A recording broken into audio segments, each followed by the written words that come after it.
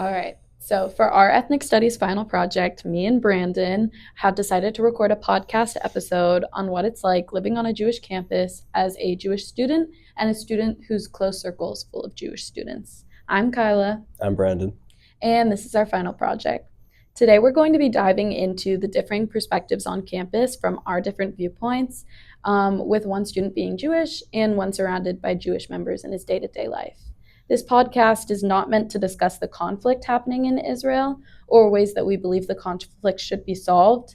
It's to talk about anti Semitism seen on college campuses because of the war happening in Israel. We chose this topic because I'm a Jewish student. And I am not a Jewish student, but I am a student who's grown up around many friends and family who are Jewish, as well as having a. And I am not a Jewish student, but I am someone who's grown up around many Jewish friends and extended family. While not being Jewish, I currently have a Jewish best friend, Jewish roommate, and Jewish girlfriend. Yet, all things considered, we both believe anti-Semitism we've seen on our college campus at UO is a large problem. According to the ADL, the Anti-Defamation League, since October 7th of 2023, anti-Semitic acts have been found on college campuses have risen to 73% reported, almost doubling from the 43% that was reported before October 7th. Anti-Semitism on college campuses should be unacceptable, but has been widely accepted due to the ongoing conflicts.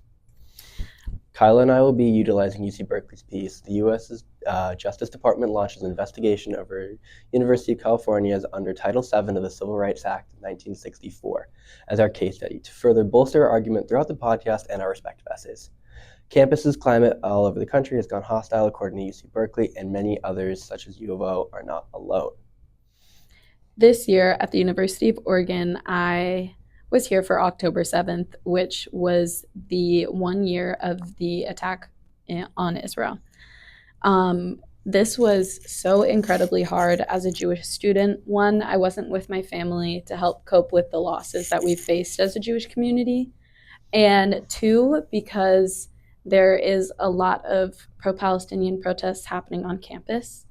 I was at the EMU amphitheater at a vigil for many of the hostages and lives that were lost on October 7th, and hearing some really powerful stories along with me and my Jewish friends when there was a Palestinian protest getting louder and louder at Lillis. It was found out that they had taken and burned an Israeli flag, which was just absolutely heartbreaking to hear. And they started marching towards our vigil loudly, shouting extremely anti-Semitic and hurtful things at Jewish students as they passed and anyone who would listen. They were getting closer and closer, and the university's police department had to step in and ask us, the mourners, to leave the space, which was incredibly heartbreaking. Many of us then walked to our local Chabad chapter and had matzo ball soup to try to feel better.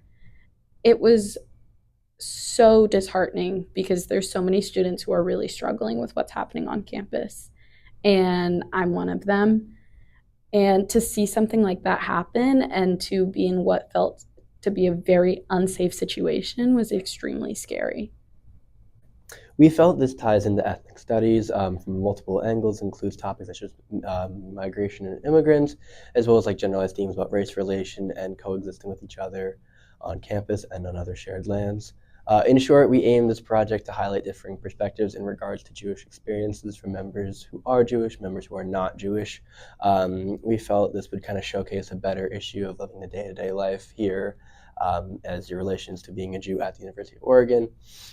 Furthermore, we felt that this whole topic has kind of opened the door for other unwanted forms of hatred on campus, and that's something we're looking to eliminate.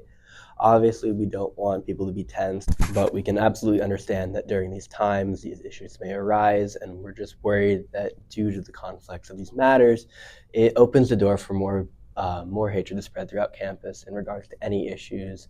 And with that, we're just worried that people are more likely to turn their back on each other and not be as much of a unified campus. We wanted to wrap this back up into our case study, as these stories directly tie into what is being seen at Berkeley in their articles and the Jewish students feeling scared to express their Jewish identity out of fear of retaliation. Anti-Semitism not only puts Jews at risk, but it opens the door for this to be done to other minority groups, and that's something we're looking to combat. with this podcast wrapping up, we really urge you and so many others to look at the whole person and not just their religious beliefs. We hope that you took something positive away from this podcast, and thank you so much for listening. Thank you. Have a good day.